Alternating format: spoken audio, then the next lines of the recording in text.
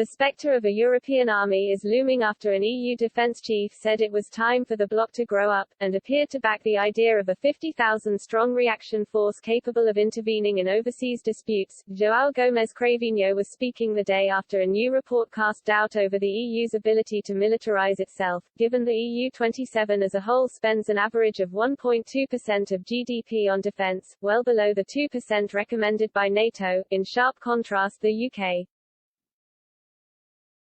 However, Mr. Cravinho, Portugal's defense minister, appeared to brush aside such concerns in his interview with Politico's Playbook Bulletin. Recent events in Afghanistan, not least the double suicide bombing which cost the lives of at least 190 people including 13 U.S. Marines, ought to concentrate minds. In Brussels, Mr. Cravinho, speaking ahead of a meeting of EU defense ministers in Slovenia on Wednesday and Thursday.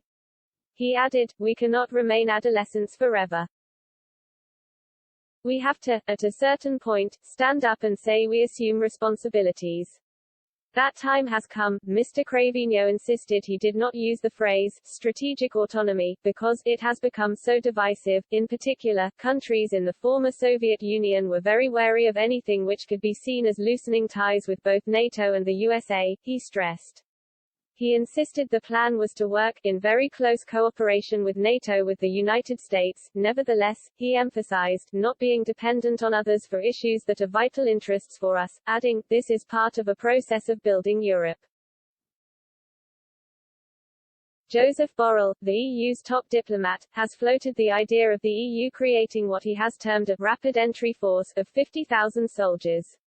The proposal will certainly be discussed in Slovenia this week, Mr. Cravinho said. He explained, "We need to generate a strong consensus in favor of moving forward, more rapidly, more intensively building capacity to intervene. And then whether it's this rapid reaction force of 50,000, or some other, I think that will come next. More will be known, in the next couple of months, because EU countries were preparing the strategic compass, in other words, a document outlining the defense ambitions which will be unveiled during next year's French presidency of the bloc, with a first draft due in the autumn."